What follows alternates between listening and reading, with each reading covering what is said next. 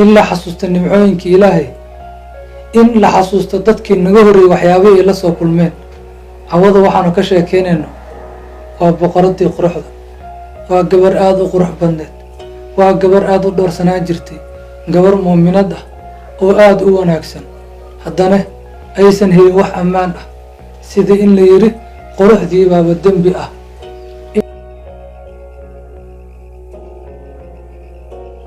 waa gabar ay ku dhacday, waa gabar laisku dayay nin da-lukuri daalim ah ee boqor ah ee magaalo ka talinayo madaxna ka ah isku dayay inuu kufsado. kadibse maxaa dhacay?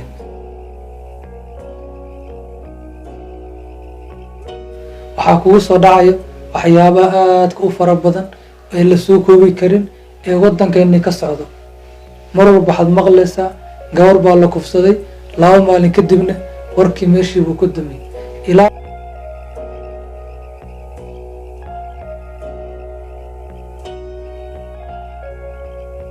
dhagihiin inta ka badbateen ee iska noqota wax iska caadiyo, sidii qof inta magaalada tagay soo qadeeyo kale bay la mid noqotay.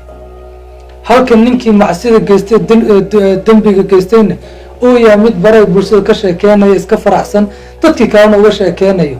gabadhiina markii hadal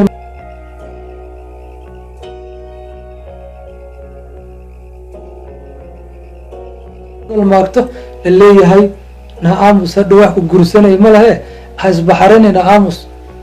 dabeetana wixii iska noqotay wax iska caadi ah. bal qiyaas xanuunkii ay dareemayso gabar dhowrsaneed in loo xadgudbo lana rafaadiyo. bal ka waran gabadhaasi hadday tahay mid la qabo oo xaas ah, maxay magaaladu sumcad noocee bay ka dareemi lahayd? magaaladu maxay ka maqli lahayd?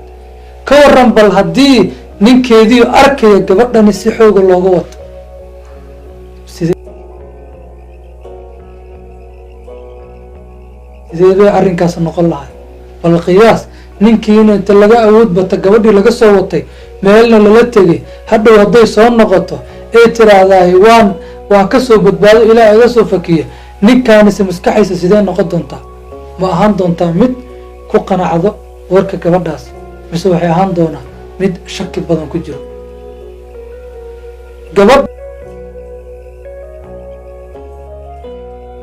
gabadhaasi la kufsaday ee la xumeeyey ma gabar dembiile ah oo in mud waddanka laga qabto sumcad darro u keenta miya, mise waa gabar u baahan cadaalad iyo in la garab istaago?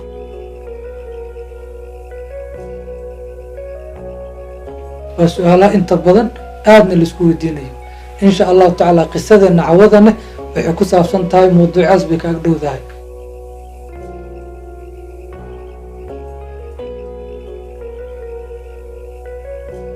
keliya wax yar dulqaado, qisadana dhammayso insha allahu tacaala. aad baana kaaga mahad celinayaa sidaad noo daawanaysid. haddii ay jiraan su-aalo fara badan ama aad mawduucan aad ka qabto ama wax kale ay jiraanne, ciwaanada qaybta descriptionka ku qoran baad nagala soo xiriiri doontaa haddii aan ledmo.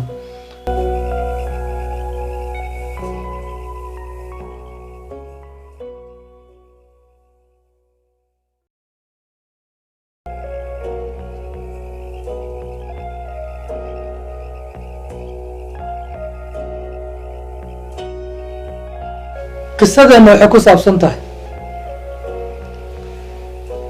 sayida saara, gabadhii la dhihi jiray saara, waxayna ahayd xaaskii nabiyullaahi ibraahim calayhi salaam.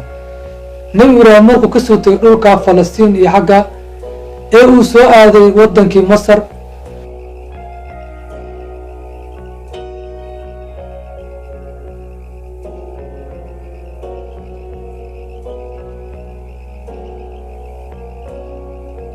markaasina waxaa rumeeyey asiga waxaa rumeeyey sayidina luut iyo gabadhan hadda aan ka sheekeynayna caawo oo aan rabno inaan qisadeeda la wadaago oo la dhihi jiray saara. saddexdooda keliya baa muuminiinka ah carrada dhanba.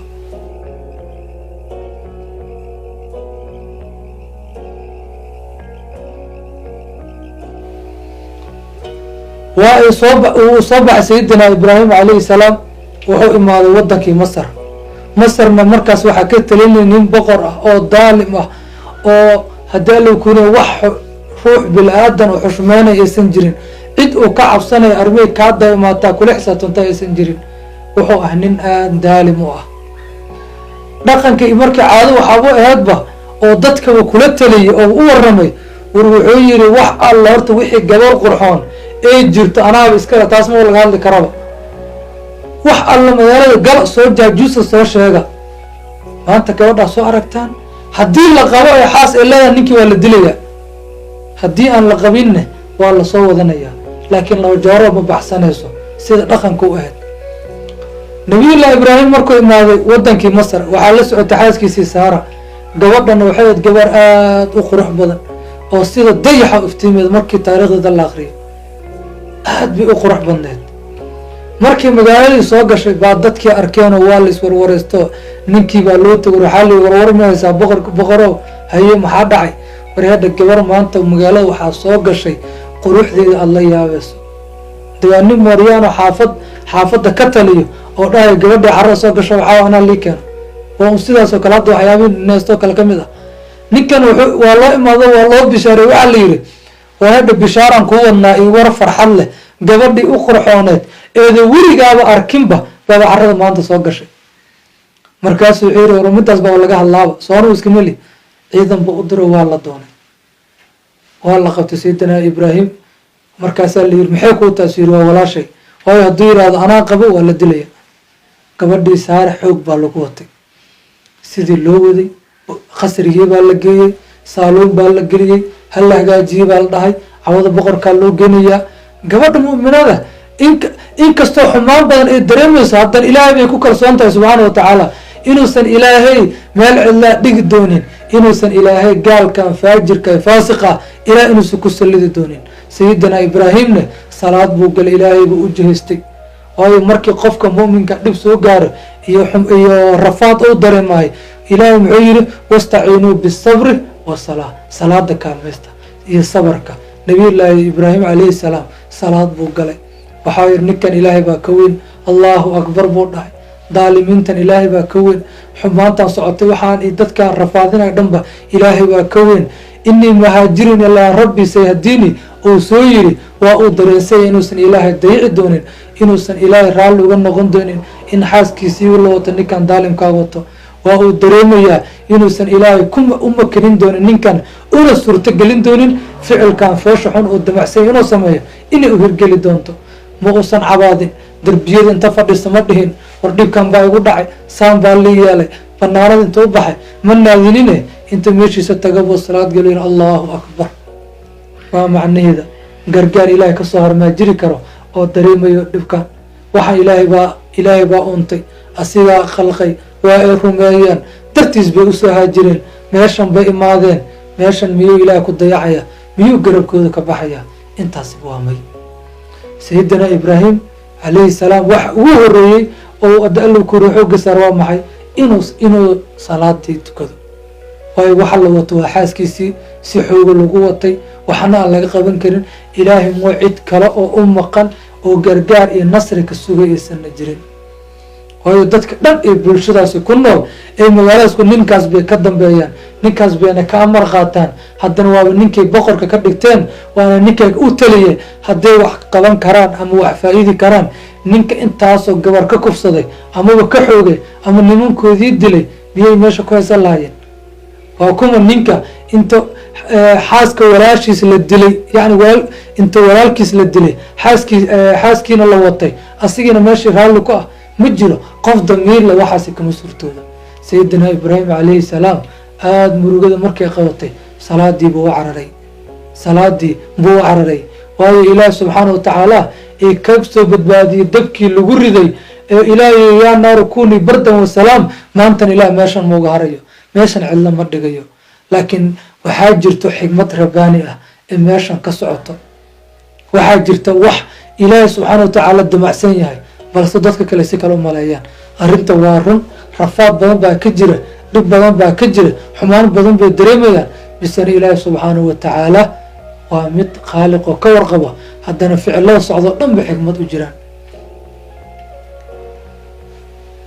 gabadhii waa la waday, waa la hagaajiyey, qolkii baa la geliyey. ninkii boqorkii carada boqorkii saga dhigaya ka talinay oo uu soo baxay. markuu gabadha indhaha ku dhufto aad buu u yaabay.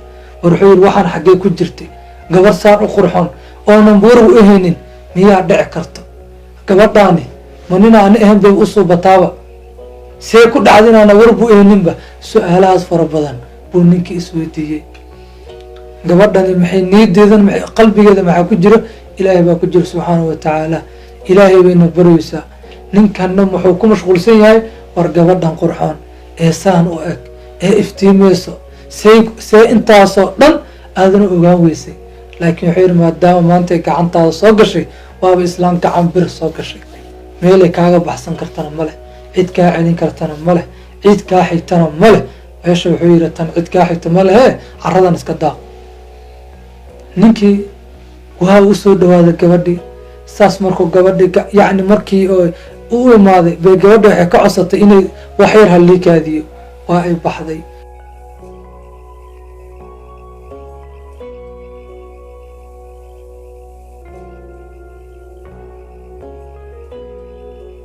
markii 2 ragcoo sunnaha tukatay, ilaahay bay barida subxaanahu watacaala. waxay tiri ilaahayow haddaad ogtahay inaan ku rumeeyey oo waxdaaniyadaadii qiray oo asnaamtii la caabudayo dhanba ku kufriyey oo adigana ku rumeeyey, allahuma sal nabigaadii aan soo dirtay nebi ibraahimna aan rumeeyey, farjigeygana aan xifdiyey oon xumaano dhanba ka ilaaliyey oo cid aanan ninkayga ka ahayn aanan aysan arkin ama u tegin, ilaahay waxay tiri gaalkan iga kaafi. gaalkan shartiisa ee damacsan inuu xumaan ila soo aado, ilaah iga kaafi. waad og tahay weligey inaanan farjigayga wax yaroo xumaan aan ku sameynin. ilaahayo waana ku rumeeyey, nabigaadana waa rumeeyey. ilaahay waxay tiri maanta iga qabo.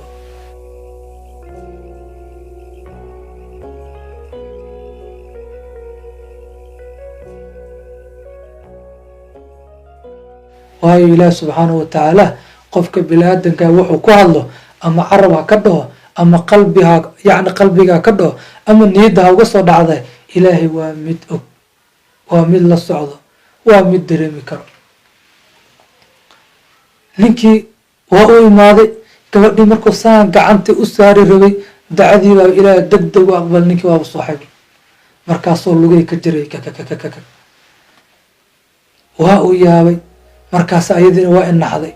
markaas waxay tiri ilaahayow waxay tiri haddii maanta ninkan dhinto waxaa la leeyahay ayadaa dishay, halkaas baan anigii rafaad kala kulmaya, waa li rafaadin doonaa anigii ninkeyge.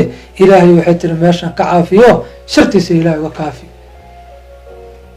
riwaayado kalena maxay lahayd gacantiisii baa soo laamatay.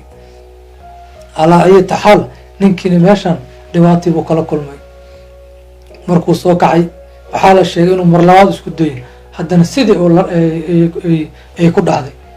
halkaasi markay marayso wuu ninkaan inta quustay banaanka usoo baxay, wuu kursigiisa ku fadhiistay. wuxuu yidhi war balaa idinku dhacda. wuxuu yidhi maanta waxaad joogtaa ma shaydaanad socotoo luga leh baad ii keenteen, wax kale maad ii keenin buu yidhi. maanta waxa maanta ii keenteen waa shaydaamad.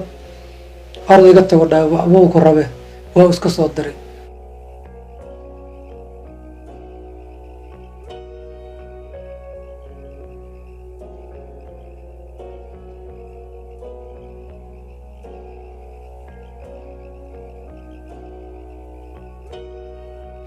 iskama soo dirine waxa uu soo siiyey gabar la dhihi jiray haajara. wuxuu yidhi ord midaana kuu khidmayso. markaasi saara gabadhii wanaagsaneed iyadoo la socota haajara bay waxay u imaatay zawjkeedii nabiyullaahi ibraahim calayhi salaam. bal ma qiyaasi kartaa gabadhaasi haajara oo tuma?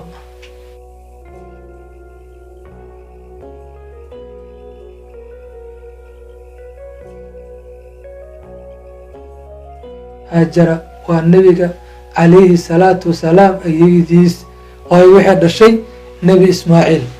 nebigana calayhi salaatu wasalaam intay u galaa ilaa sayidina ismaaciil iyo sayidina ibraahim buu galaa.